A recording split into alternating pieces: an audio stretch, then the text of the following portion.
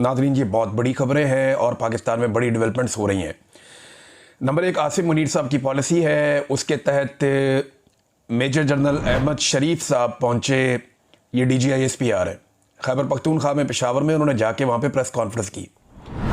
गुज़िश्ता रात ऐसे लग रहा था कि ये प्रेस कॉन्फ्रेंस का जो अनाउंसमेंट किया गया, ये इसलिए जाएंगे कि अफ़गानिस्तान में एक एरियल स्ट्राइक पाकिस्तान ने की है काबुल के नज़दीक पख्तिया में, और इस पे जो वहाँ की हुकूमत है उनका बयान भी आ गया, उनकी वजारत दिफा का। वो कह रहे जी काबुल की फ़ज़ाई हदूद की खिलाफ वर्जी की गई है पख्तिया में और सिविल एरिया पे हमला किया गया है। नुकसानात किस किस के हुए ये उन्होंने नहीं बताया इस बयान में, लेकिन उन्होंने कहा जी कि हम इसकी मजम्मत करते हैं और फिर अब कार्रवाई भी करेंगे। ये हमला उस वक्त हुआ जब इंडिया ने यह फैसला किया है कि जो सफारती मिशन है अफ़गानिस्तान में, वो उसको तब्दील करने जा रहे हैं सफारत खाने में।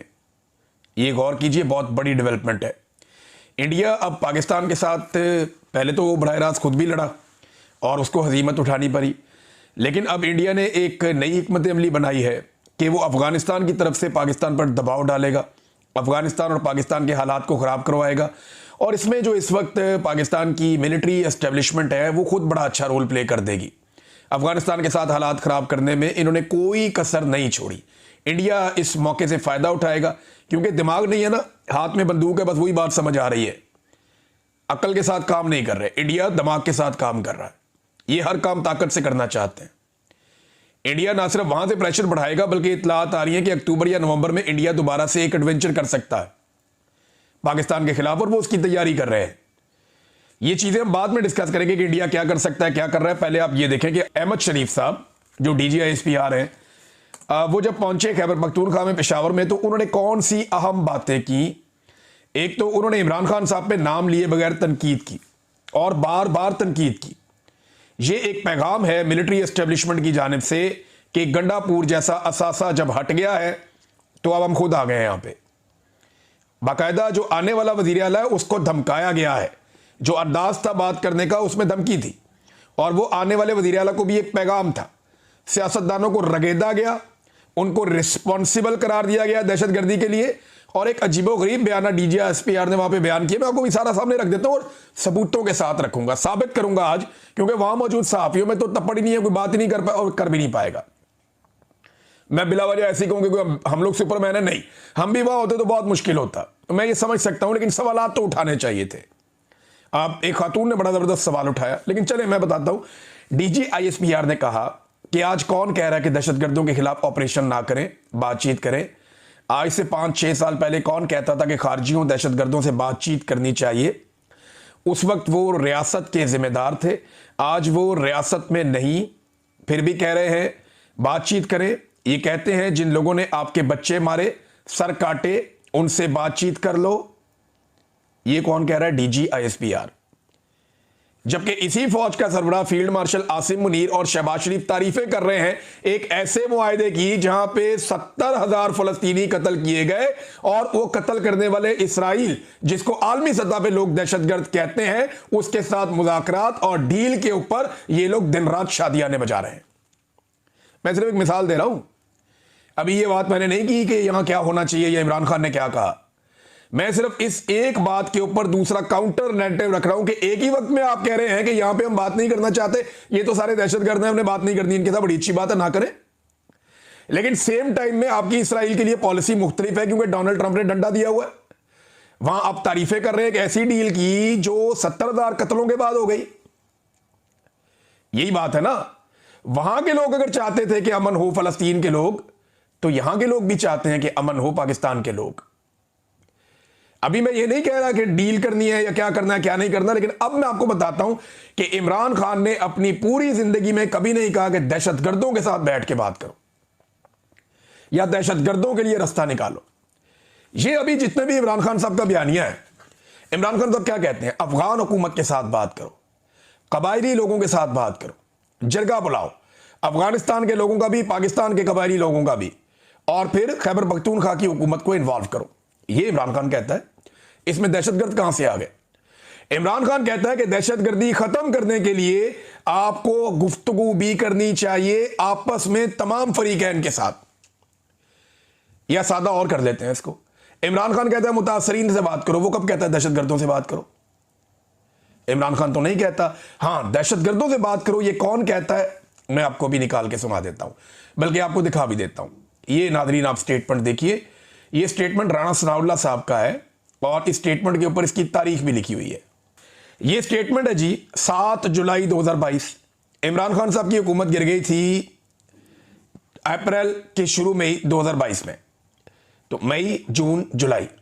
इमरान खान की हुकूमत गिरने के 3 महीने के बाद उस वक्त का वजीर दाखिला राणा सनाउल्लाह, जो जनरल बाजवा का बेहतरीन, जनरल नदीम अंजुम का बेहतरीन साथी था, वो क्या कह रहा है?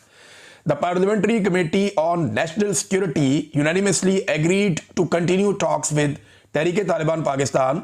All the politicians attending the meeting agreed on having a dialogue with the banned outfit. All the proceedings will be supervised by the parliament. ये राणा सनाउल्लाह कह रहा है। कब कह रहा है? इमरान खान की हुकूमत गिरने के 3 महीने बाद। वो कह रहे हैं हम टीटीपी से बातचीत कर रहे हैं, हमारा इत्तेफाक हो गया, हम टीटीपी से बात करेंगे। दहशतगर्दों से बात करने की policy general Bajwa, general Nadeem Anjum और ये राणा सनाउल्लाह और इसकी हुकूमत की थी। वो अपने मुंह से कह रहा है कि हमने दहशतगर्दों से बात की है, हमने ये फैसला किया। फैसला हो रहा है जुलाई में, इमरान खान की हुकूमत जा रही है अप्रैल में, डाल देते हैं इमरान खान पे कि वो लेकर आया दहशतगर्दों को। इमरान खान ने कल सवाल किया कि बताओ मैं कब लाया हूं दहशतगर्दों को, कौन से दहशतगर्द मैं लेकर आया हूं, बताओ ना, उनके नाम लो, बताओ कब लाया हूं, कौन से लाया हूं, किस तरह लाया हूं, बताओ। ये दहशतगर्द जब लाए जा रहे थे और इनके लिए बॉर्डर नरम किया जा रहा था तो मुराद सईद चिल्ला रहा था, खैबर पख्तूनख्वा के तमाम एमएनएस एमपीएस चिल्ला रहे थे कि ये मत करो। जब ये दहशतगर्द साउथ में आ रहे थे तो अली अमीन गंडापुर और उसके भाई चिल्ला रहे थे।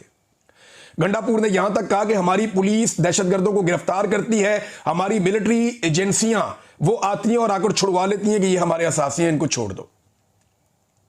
अब आप बताइए, इसका जवाब दीजिए कि जब पुलिस ने बारहा ये कहा कि हम दहशतगर्दों को पकड़ते हैं, फौज आके छुड़वा के ले जाती है, अब हम क्या करें?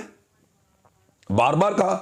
तो इन दहशतगर्दों को कौन लेकर आए? ये इल्जाम आप इमरान खान पे डाल के बरी जिम्मा नहीं हो सकते।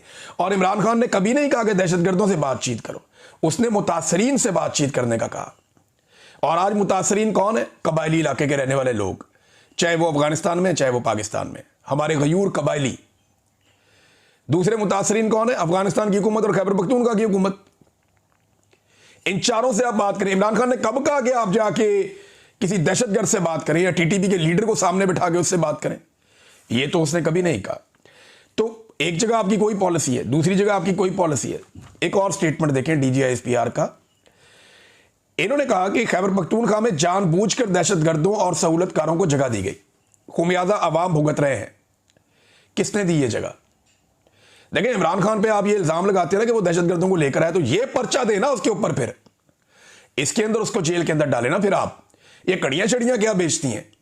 कभी घड़ी डाल देते हैं, कभी कहां मुंह काला करवाते हैं, कभी कहीं मुंह काला करवाते हैं। और भाई इससे बड़ा तो जुर्म कोई नहीं हो सकता, इस पे डालो पर्चा, ये मुकदमा चलाओ। ये मुकदमा ये इसलिए रियासत नहीं चला सकती कि ये जानते हैं कि दहशतगर्दों को कौन लाया, और ताने बाने सीधे जनरल नदीम अंजुम और जनरल बाजवा पे जाएंगे। और जब नदीम अंजुम को और जनरल बाजवा को उल्टा लटकाया जाएगा तो सारी कहानी खुल जाएगी। वो सारी कहानी बता देंगे किसने क्या किया और किसने मेरे से क्या काम करवाया और कौन किस जगह पे कितना इन्वॉल्व था और ये लड़ाई किस लिए बढ़ाई जा रही है। मादनियात का क्या किरदार है, अमेरिका को कैसे राजी करना है, एक नई लड़ाई जो है डॉलरों वाली, उसके अंदर कैसे मुल्क को झोंकना है। ये वहां के मकामी लोग भी कहते हैं और बार बार कहते हैं। तो दहशतगर्दों को कौन लाया ना। अब ये नई आने वाली हुकूमत को भी दबाया डीजीआईएसपीआर ने, उनको भी धमकाया। ये जरा आप स्टेटमेंट देखें। पख्तूनख्वा में जो दहशतगर्दी है इसके पीछे सियासी और मुजरिमाना गठजोड़ है, ये भी उन्होंने कहा। सियासी और मुजरिमाना गठजोड़ है। यानी पाकिस्तान तहरीके इंसाफ, वहां पे लोग उन्हें वोट डाल रहे हैं। खैबर पख्तूनख्वा के लोग दहशतगर्दी से मुतासर हैं, दहशतगर्दी से तंग हैं। उन्होंने परवेज खटक को दौर में वोट डाला पीटीआई को, 2018 में उससे ज्यादा वोट डाला पीटीआई को, 2024 में उससे ज्यादा वोट डाला पीटीआई को।